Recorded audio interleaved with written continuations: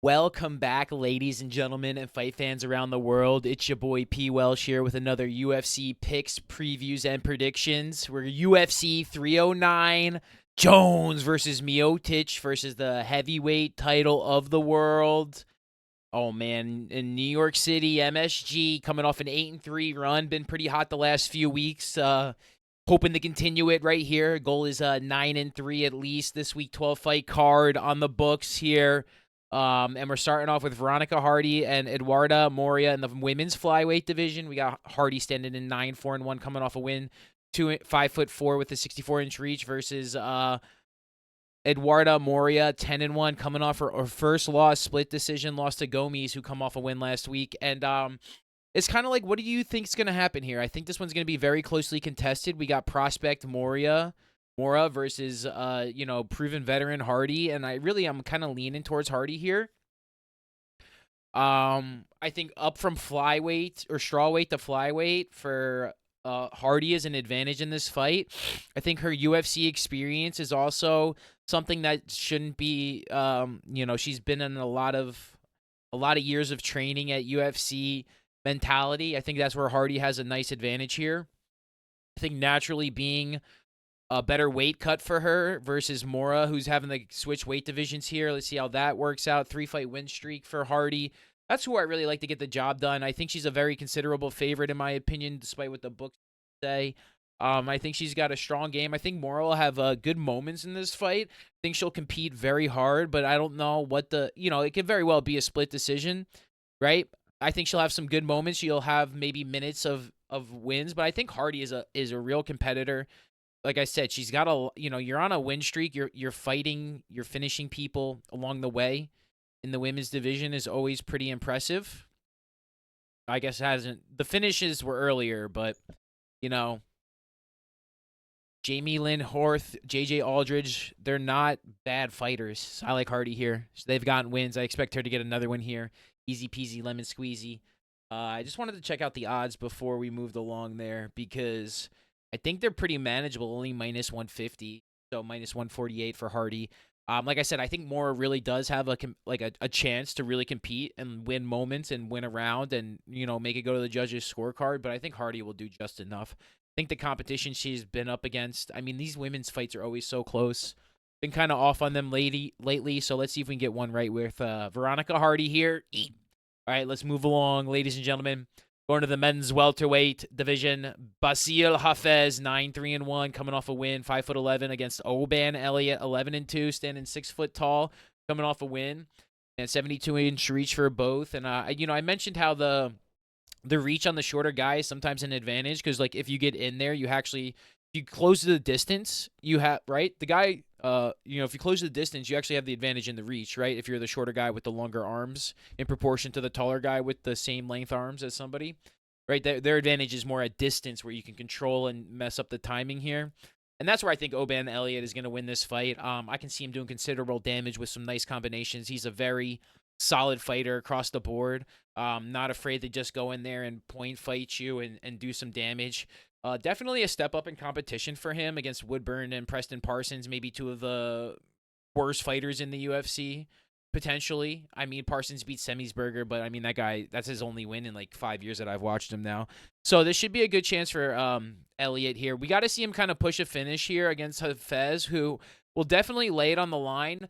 Wondering how Elliott's takedown defense will go with that. I think Hafez can definitely, again, win moments, win rounds, be close and competitive in this fight. I think Elliott really has to turn on the combos. He's really going to have to control the distance very well and try and take minimal damage.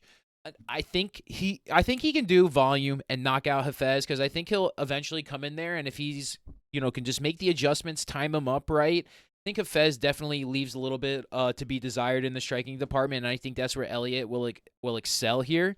And you've kind of see it, man. I think he's really got some, a good head on his shoulders, a good chance to keep it going here. Now, can Hafez overwhelm him with his strength, wrestling, and force a submission? Potentially. We'll see how his takedown defense is. He really hasn't been challenged that much, Elliott, over his whole career like that. So, I mean, I don't know if Val Woodburn's really a takedown specialist. I mean, versus getting 4 finishes in your career like Hafez has, but he's also not one to maybe he might be gassing out late in the third, and that's where I think Elliott really has the advantage, right?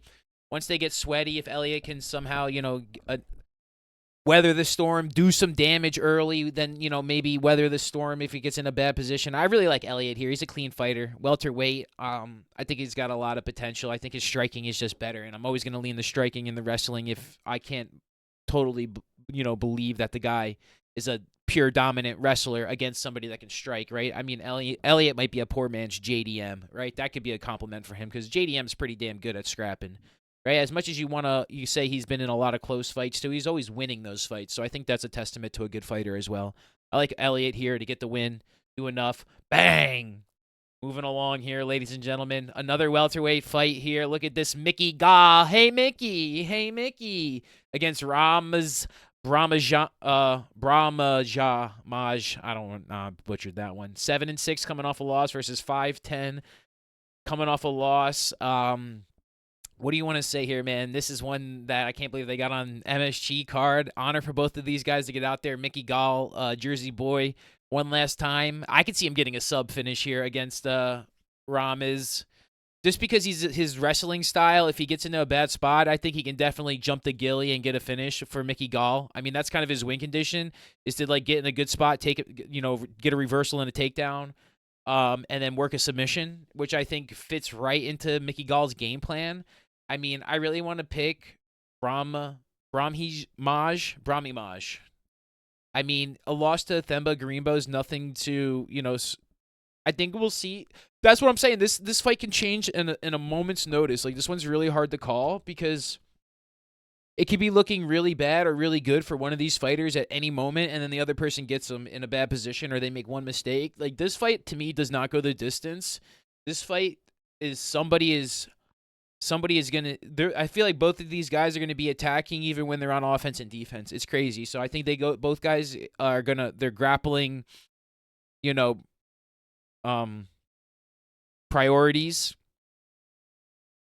Brahimaj is more of a wrestler, and Mickey Gall definitely has chances, again, to take him down, jump the gilly. He's got the length advantage, and sometimes I think with a pure wrestler, somebody that doesn't strike, right? That's more of a wrestler as a shorter guy. You have to move in there and you expose your head and your neck sometimes right underneath that guy's forearm when you're, entering, for a penetration step for a takedown, single leg, double leg. And I think that's where Mickey could really look in there and hook the gilly, man. I'm probably going to pick Brahimaj just because, dude, I'm almost talking myself into a Mickey Gall pick here. He is a favorite. That's what really kind of scares me here, right? He's a betting favorite, Mickey Gall, minus 130. I'm kind of thinking Brahimaj just might overwhelm him and just be physically superior at this point in his life. I mean, Mickey Gall's only 32. I'm acting like he's 39, right? So he's still got a lot of juice in the tank. I think he's got still a lot of potential, and this one is kind of a make-or-break fight, dude, because it's Brahimaj, and that's why I think he comes out pretty strong. That's why he's going to pick him on the official fight here. But man, oh man, the more I talk about this fight, the more I kind of like Mickey Gall, and even him getting into favorable positions as well. That being said, I'm going to go Brahimaj with the official pick on the site just because let's go let Mickey Gall get it done for me. You know what I mean? Let him put that L in my column, right? I don't want to sit there and be rooting for somebody that's, on his back. And I'm not saying he can't get up, and I'm not saying Mickey Gall don't have heart, because if there's one thing that his last fight showed me is that he's way more than we ever thought he was, right? He went out there and competed at least. He's out there trying. But I ain't going to go and pick him up there. I like Brahimaj. But again, a Mickey Gall sub is definitely on the cards. It might be on a freaking little unit play for me if we're getting back into the UFC. A little scratch. So we'll figure it out there. Official pick Brahimaj, and we're gonna move on to a feature prelim, men's heavyweight division. Here we got Marcin Tybura, 25-9, coming off the loss. Armbar to Spivak versus Jonata Diniz. 8-0 coming off the win, rescheduled from Derek Lewis last week, and good for Tybura. I think he had to reschedule a fight. I think he got canceled recently. And that being said, this is a good matchup for him and Diniz. And I like Denise here, man. I think he was going to be a tough matchup for Lewis last week, and to come in here on short notice against Burra, I think is a prime spot for a nice, good stand up, strike him out, do some damage both ways, slug him out. Affair, dude. I like Denise here. I think he's got a real good chance to put a nice win on his resume. Getting rescheduled a week later against somebody that's, it's going to be tough for him to come in. You know what you're going to get from Ty Bar. He's going to stand in there and he's gonna fight, right? You know what I mean? He beat Tuivasa, and that's like his last like big fight. Ianov, Romanov, like he hasn't been fighting the best. He's been getting finished when he does. At least his fights are finishing, right? And maybe Dennis Shahir is trying to get one of his first finishes. Hold on, I should scratch that. I need an editor no, he's only got finishes. Excuse me. I meant to say another finish. Scratch that reverse, but he did beat Carl Williams, and that's the fight I'm really thinking about. Is that I think like after that Carl Williams, I think he's gonna want to finish again, right? Austin Lane win looking even better, so I think this is one to get against a proven veteran coming in on short notice. I think Denny's here is considerable favorite from my perspective here. I don't think he's as like raw as a rookie, and I think he was really gonna challenge potentially Lewis and even beat him last week. So let's go Jonata Denise in the feature heavyweight prelim bout to moving on to the main card. These guys ain't fighting. We're going to start us off with my guy, Jimmy Miller, 37-18 versus Damon the Demon Jackson, 23-7-1. This is in the lightweight division, ladies and gentlemen. And what we have to say here, Jim Miller versus Damon Jackson. Last fight's out, both guys getting absolutely annihilated. Jim Miller came off an absolutely brutal beatdown of Bobby Green at UFC 300, and Damon Jackson basically got 30-24 by Cheppy Mariscal. I think that had to be a co-main event on the last fight for Damon Jackson, and then I was on the main card of a UFC fight. I mean, this is a Jim Miller place all day. I really don't get the odds here. I really don't, man. Jim Miller plus 142. I think he's got he's proper weight division.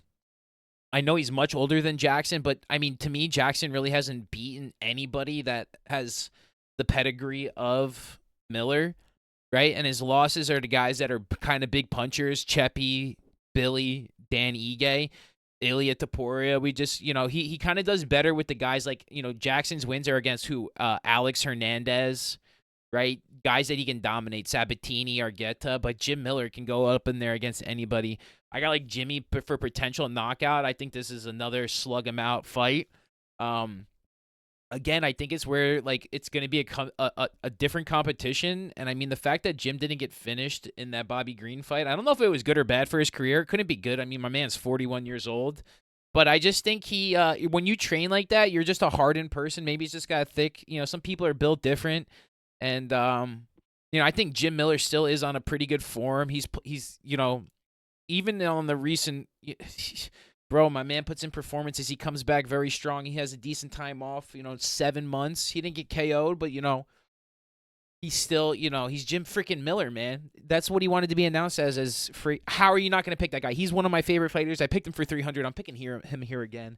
No way I'm picking Damon the Demon Jackson, dude. Not the way that my man can get slumped with one punch. Definitely super compromised. Probably should have got KO'd in his last fight, too. Great job, UFC matchmakers. Guys that fight each other on different cards, guys that are coming off similar performances up against one another. Right, this is basically a retirement fight, dude. If Jim Miller gets fucking starched, I could see him laying down the gloves in New York City, but I don't think that's happening, man. I think he could too, maybe. I don't know. I like Jim Miller here, bro. Big Jim Miller fan. Big Jim Miller spot. Good competition. I mean, that Jackson fight was not too long ago, too, right? That was in August. 3 months versus 7 months for Miller. A little bit more time to train, recover. I like Miller there a lot. Boom! Moving on there. Another hometown guy, Chris Weidman. Or is he going to be putting down the gloves after this? 16-7 coming off a win against Bruno Silva. Eye poke. Versus ya boy, Eric Anders. 16-8 coming off a win. Middleweight bout. Let's see how Anders does on the scale here. I like Anders here a lot, man. I think I doubted him a little bit in his last fight, and he kind of proved me wrong there. He did pretty good against Jamie Pickett. I thought Pickett would do more. I think Anders is honestly right now just a physical superiority against Weidman, and I think he easily dominates him. Weidman, again, to my opinion, got lucky to win against Bruno Silva. got a technical win. Even I poked him. Should have been a no contest. And if you take that away, like, he's on all L streaks. So I don't know what to think with Chris Weidman. I don't want to see him in there. I remember that the Brad Tavares fight, man. My guy's legs were fucking broken after that too. Excuse the language. I like your boy Eric Anders, man. He's been grappling a lot too. I think he's just a super prime athlete, 4 years younger. I think that makes a big difference, dude. Think about 4 years ago what Weidman was doing, recovering from a big bad broken leg, even less than that. And going in after that, I really like Eric Anders here. I don't know if he's going to be able to get a finish. I kind of like Anders by sub. Could be something spicy. I think there's a really big athletic difference here. And I think Anders is going to try and take advantage of that. I think the, balance, speed, agility, all in Anders' favor. And I think he's going to get Weidman in a bad position. He might make a mistake trying to get up, take some damage.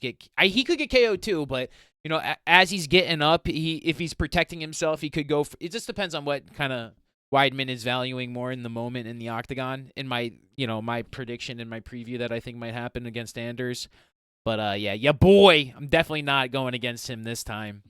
Yeah, boy, Eric Anders, big win against Chris Weidman here. Back-to-back hometown guys at MSG on the main card. Should be a very spicy way to start off the evening. That was the early prelims. Okay, so these are just the prelims, excuse me. These are prelim fights. So we'll see what's actually happening on the prelims. I got tripped up there. I'm too used to doing Apex fights. All right, ladies and gents, I'm like, there's a lot of fights on the main event. Okay, now we're in the feature prelim. Jonathan Martinez. So, yeah, Eric Anders, your boy all day. Going to Jonathan Martinez, 19-5, coming off a loss to Jose Aldo versus Marcus McGee, 9-1, coming off a win here. Oh, man, another good matchup here. What are we in, the bantamweight division, 135? We got another one, Martinez up against Aldo. And McGee on a nice hot winning streak, and I'm a big Marcus McGee fan. I kind of been riding the train with him. I kind of seen him look really good in his stand up, really kind of peaking, and I think he can present Jonathan Martinez a lot of problems that Jose Aldo kind of did. I think he can compete enough on the ground in the takedowns, whatever Martinez might be able to throw there to gain an advantage. Even because I think Martinez might even just kind of want to stand up in a way. I don't know if he wants to necessarily even try and get it on the ground because he might open up opportunities for McGee to really just – I think McGee's the superior striker here, and I think that's what the Aldo fight really said. I think he's got mean leg kicks is definitely one thing that he can do very well. He got win against Syed, which was unanimous, but, he had good – Syed's just a wrestler. I don't know if he's really been challenged against somebody that's a better boxer. So that's really what it comes down to. Can Marcus check some kicks, not take too much damage? If he can do that against Martinez, because Martinez, he beat, it says Swanson, leg kick second round. I know that Yanez fight, leg kick second round. He broke them. He's got vicious leg kicks. So that's going to be kind of the defining factor. Are we going to see McGee be able to check the kicks, defend well enough, and get into positions to negate those? Or is Martinez going to be able to dominate from the outside with those kicks, and every time McGee gets in there, 1, 2. So I think McGee's got the potential. I think, like I said, I think he can even work some clinch game and negate the leg kicks. Might be an advantage for McGee. We could see him take it there. I don't think he's afraid to take it on the ground either. I don't think he wants to necessarily, but I mean, depending on how it goes, if he's getting beat up on the feet, or at least like his legs, and he has the opportunity and to at least take him down and go for it, he may. It's one of those that I don't think it's one of those that he's prioritizing a lot, but I think he's really going to try and get on the hands. And if it's going to be a nice, interesting matchup, very clash of styles, very so much a mirror matchup in a way, but like more of like kicking versus like boxing versus Muay Thai in a way. A very, very, very exciting fight on the card. I'm a super big Marcus McGee fan. I'm definitely not going to pick against him. I do like Jonathan Martinez. I did pick him to lose the Aldo fight. It had nothing to do with Martinez. I thought he would just... He lacks that big-time performance, right? He's definitely like a grinded-out prospect. He hasn't really been able to, just to make it on a pay-per-view, to make it on a main event, to make it on a big stage. think this is where he's going to feel a little bit more comfortable this time, and this is where it's going to be a highly competitive fight. Because like he said it himself, I think he was a little stage struck from, all he's ever had before that were fight nights. He fought Jones Reyes back in the day. So, I mean, he's a UFC veteran, 14 UFC fights for Martinez. So it is, very odd to hear him say that. But again, he has been a big fight night guy, fighting in the Apex. And then when you go in there against somebody I think it was the co-main event against an absolute legend. And I think it's, one of those things. I think we can see Marcus McGee trying to make a moment for himself. That's what I'm picking. That's what I want to happen to. I'm a little bit of a homer in some of these picks, but I am also just like a fan of certain guys, and I want to root for them too, right? So a lot of times, like a lot of these picks are guys I want to root for, but I don't, especially when it's like close like this, and I think it can go to the judges' scorecard. You got to pick a guy. You never really know what can happen on the fight night, and you really just sit back, relax, and enjoy the show. And you're going to see some, the styles, the UFC matchmakers, the mixing of the martial arts is going to be very fascinating. Marcus McGee, ladies and gentlemen. Moving on to the main card, UFC 309, Jones Miocic main event. Starting off with an absolute wower. Mauricio Rufy versus James Yopindop. 10-1 Rufy versus James 14-4, coming off a couple losses. Dude, I mean, Rufy, he's part of the Fighting Nerds. Him, Prates, Baralo, absolute gangsters. The affiliation is the Fighting Nerds. They train together in their gym. Bro, I cannot pick against him. He's a massive favorite this weekend. I think he can get a finish, submission, however he wants to. Hopefully, he's got 10 knockouts, so he really doesn't sub. He's really getting the knockouts, and I think James is a tough, valiant competitor. The last fight against Borshev was, I thought could have went his way too. I picked Borshev because of the way Chris Padilla finished him, but kind of Chris Padilla is pretty gangster too. So, I mean, I don't want to see too much in that. And he's going up against another absolute gangster in the Fighting Nerds, Mauricio Rufy, and there's no way. The guy won a tournament. Rufy, I always say this story. Mauricio Rufy won a tournament for an affiliation one night, and the UFC bought him that night. They're like, "Yeah, you want to come to the UFC?" He's like, "Yeah." Second fight, it's hard for him to get booked, man. My guy is an absolute killer. He again, one of those things where this guy is super athletic, man. Great balance. You're gonna see him do things in the octagon that you're not gonna see anybody else do. Kind of. Stylistically, kind of reminds me a little bit of Zabit in a way.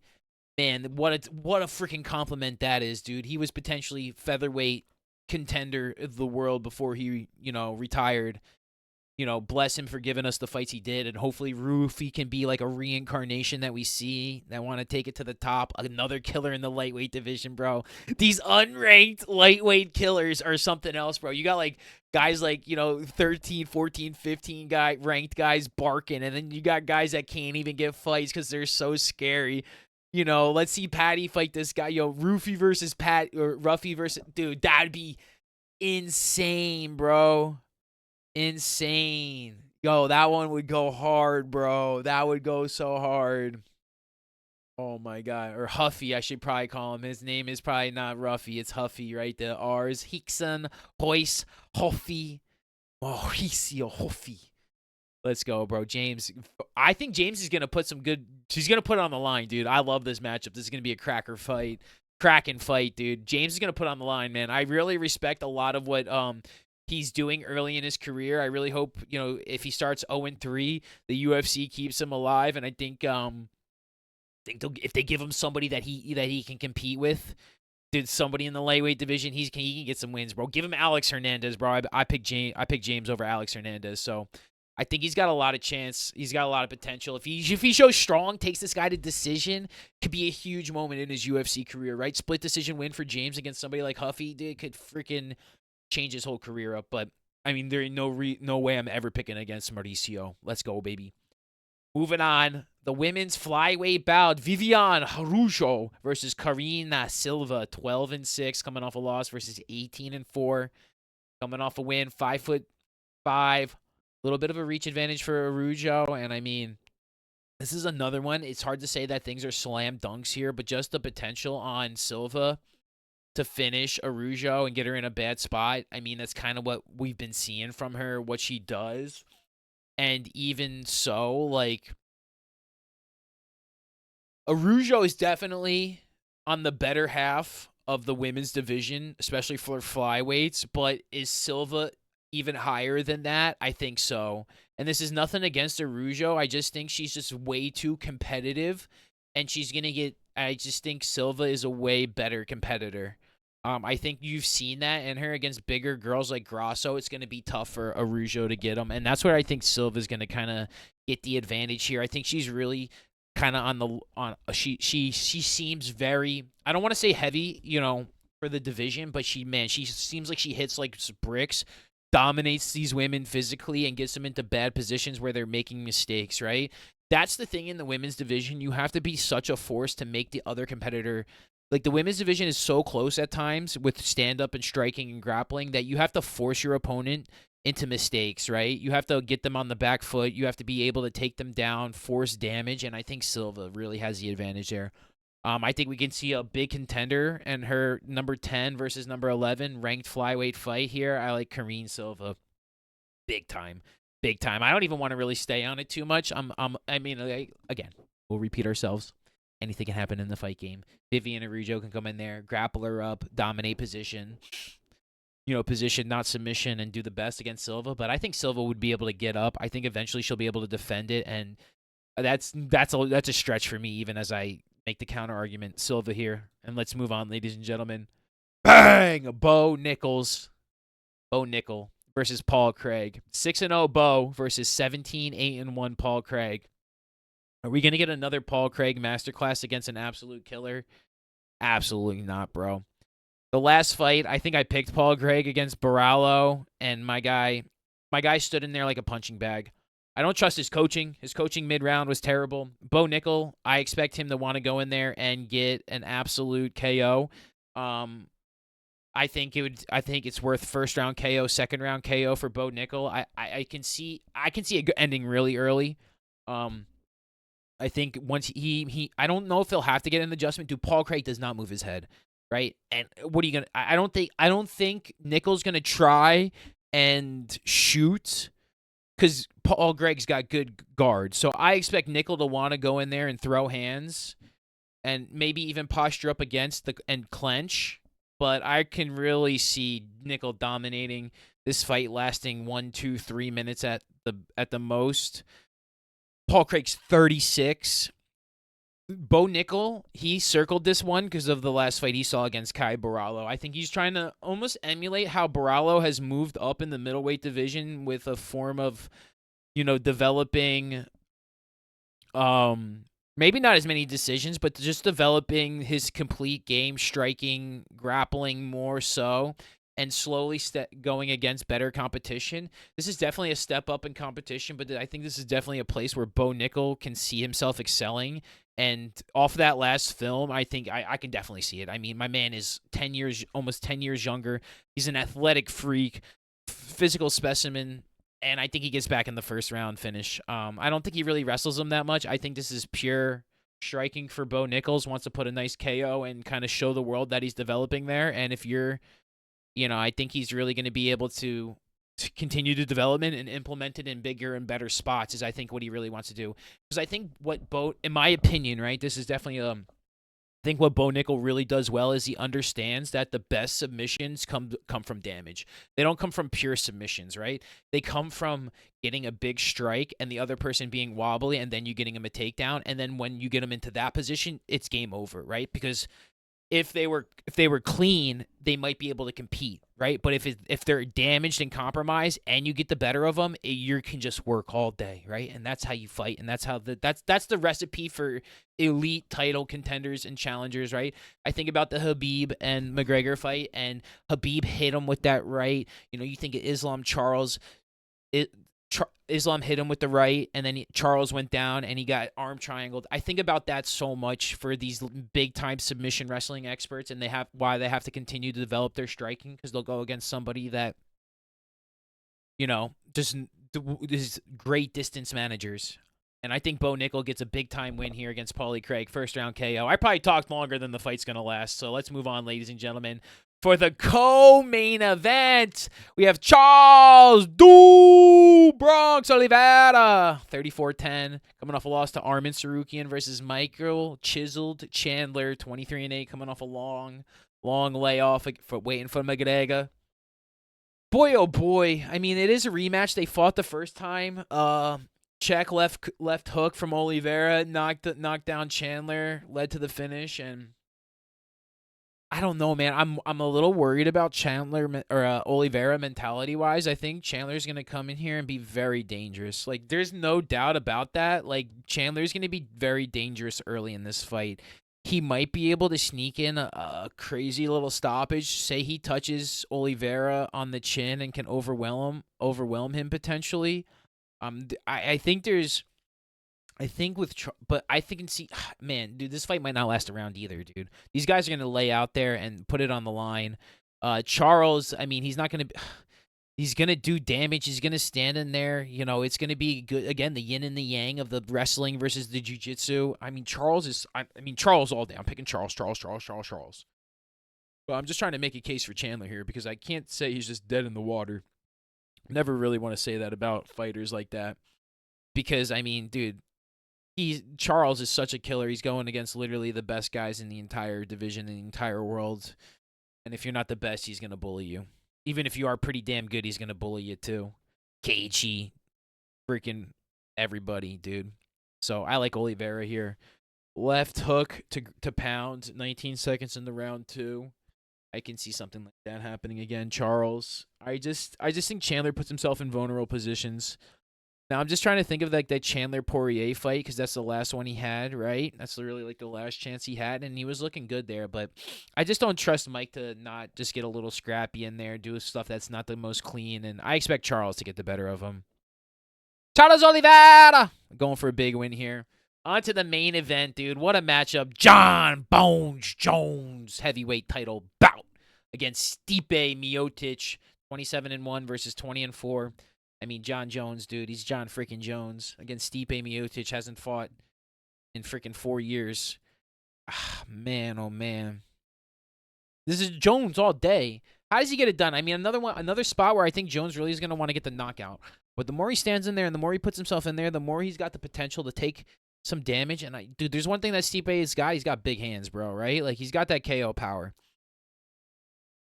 Right? He definitely has got the KO power. Has John been touched like that? Not by a heavyweight. Will he? I don't know, man. I don't know, dude. I mean, I like John Jones here. I definitely think he finishes him as well. 2 minutes, I don't know. Could be, bro. I mean, Stipe is, dude, 42 against somebody that, dude, John Jones, again, such an athletic freak, man. So, dude, what he can do with his legs and his knees, he can freaking knee Stipe and this could be spectacular, bro. That being said, you know, title defenses as decision. Interesting from Jones before Cyril Gane come back. But I think we can get a pretty spectacular finish for my guy John Jones here.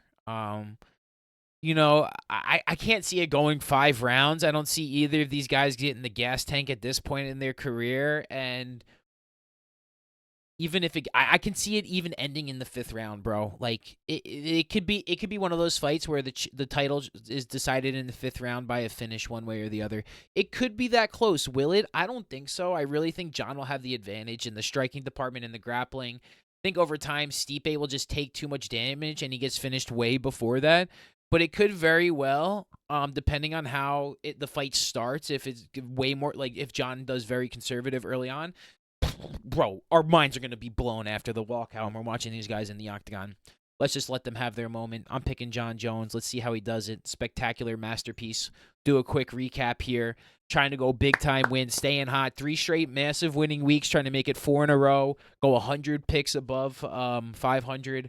Starting off with Veronica Hardy, Oban Elliott, Ramaj Brahmamaj, Jonathan Diniz not fighting, Jim freaking Miller, ya boy, Eric Anders, Marcus McGee, Mauricio Hoofy, Karine Silva, Bo Nickel, Charles Oliveira, John Bones Jones, baby. Like, comment, subscribe, please, to support the channel. Leave your picks of every single fight in the comments. 100% picks equals $100. I'm going to can't wait to watch this card. Coming off another spectacular fight card last week. It's going to be a great time. End of the year. Looking forward to it, ladies and gentlemen. Take care of yourselves. Take care of your family. Peace and love. And thank you so much for all the support. Later, everybody.